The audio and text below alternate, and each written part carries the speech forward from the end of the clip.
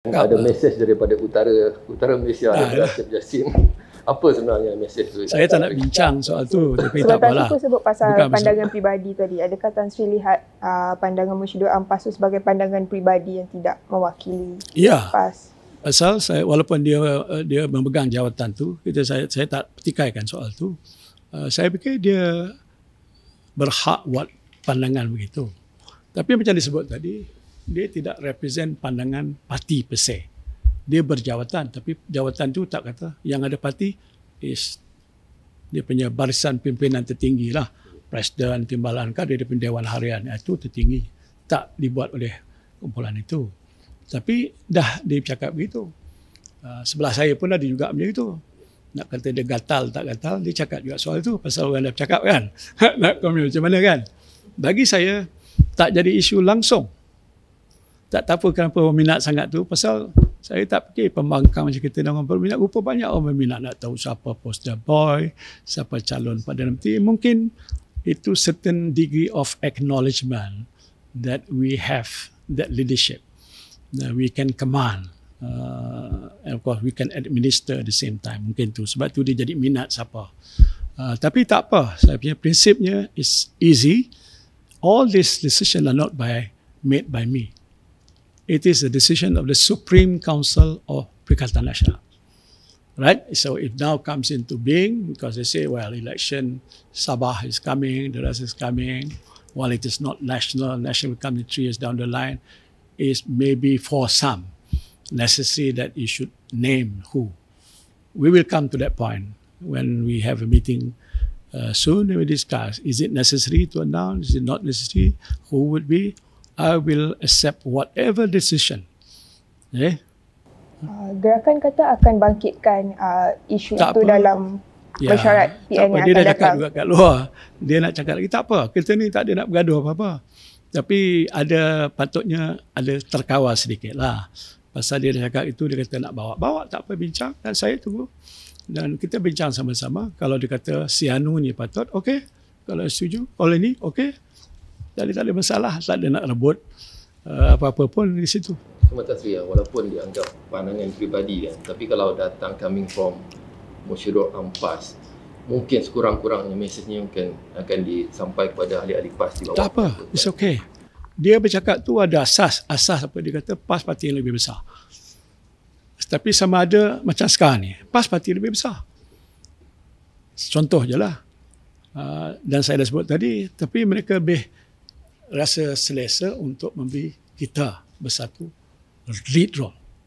Sekarang, atas argumen yang sama, maknanya kalau begitu, dan biarlah Presiden PAS mengurusi dia punya Majlis Tertinggi PAS, Dewan Harian, dan kita. Dia bukan single, dia mesti bersama-sama bincang agak siapa yang sesuai dan okeylah siapa. Logically speaking, Mr. Dominic pointed out a very interesting point that you can't form government with just 44 or 50 seats. You need a minimum of 112. So even if PAS is the biggest party in the coalition, so to speak, honestly speaking, do you think if PAS put forward a candidate to be Prime Minister, will it command the same kind of support as opposed to you being the poster boy? Yeah, I mean, we don't want to debate here.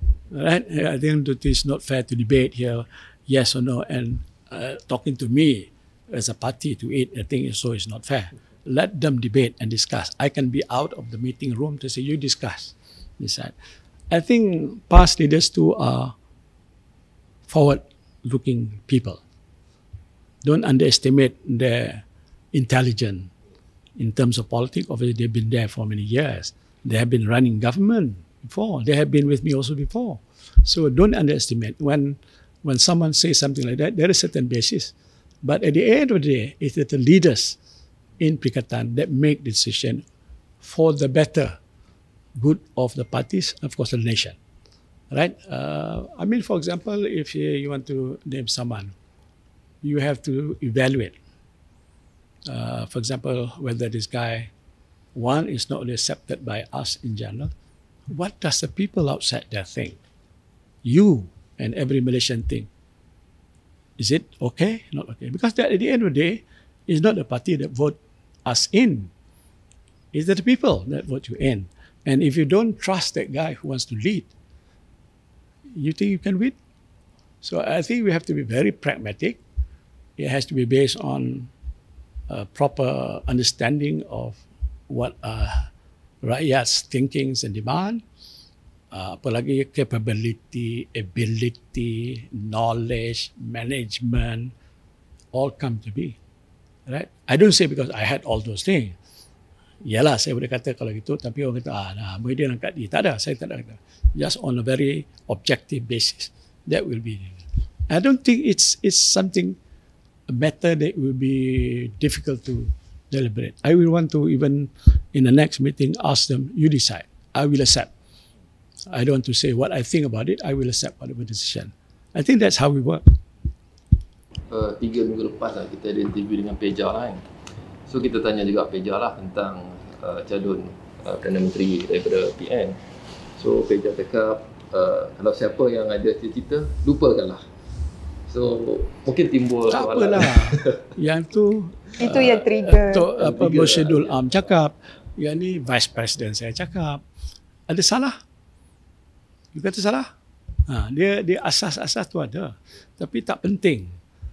Saya kata tak apalah, jangan itu. Besok ada seorang lagi cakap, dia nakkan orang ni. Yang itu kata tak apa.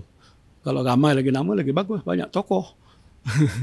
Takkan tak ada orang lain. Contoh, takkan Muhyiddin saja, muka dia pun dah tak elok, dia tua ke apa, macam-macam argument. It's okay. Saya tidak akan buat keputusan yang ada kaitan dengan saya dan saya hadir dalam mesyuarat. Saya boleh duduk keluar. Saya boleh cakap dengan you. To see that I am not there and let them discuss. And I will accept whatever decision. And I know they will make a right decision. You said you were surprised that there's so much of attention being paid to the candidacy of the next Prime Minister. You said you felt that there was not much interest. But to be fair, to point out, there is a huge chunk, a large chunk of Malaysian voters who now feel disillusioned. And they feel like they've got nowhere to turn to. They can turn to Perikatan Nasional, in short. In short. But there is a but there. Tak apalah. But before you finish, I can understand what you are trying to say. But I think whole blown disgruntlement of what is the state of affairs of the nation today. I can ask you quietly, where? What do you think? What do you think? What do you think? You don't have to say. I go down there, people say when. So this simple question indicate about tak tahan dengan kebobrokan kerajaan yang ada pada ini. Minta maaf saya cakap begitu. Ini reality.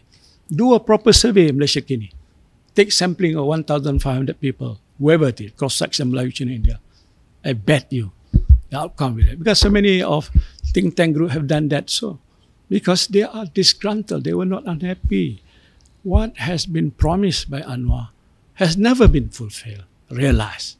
I don't want to quote to bersih, but many others. Penganalisa ekonomi, penganalisa politik melihat apa yang telah dijanji tak pernah ditunaikan. Sampai orang kata bohong. Rakyat di luar biasa cakap bohong. Saya tak kata gitu, mereka kata bohong. Cakap tak suka bikin. Apa dia? Reform. You know, you can look into your record of what has been promised in terms of reformasi. Orang dah kata pun sudah reformati. Apa dia yang dia buat? Macam dia tak boleh buat. Yang dia cakap sini, janji tak salah. Nak hapus itu, nak hapus PTPN, nak hapuskan tol, nak hapus. Semuanya. I can go because saya ada pengalaman banyak. Saya boleh catat tak muat satu muka ni. Apa dia masalah. That is the reality. But what is closest to the heart of people is their livelihood. You know, during the difficult time of COVID, I said, make sure there are food on the table.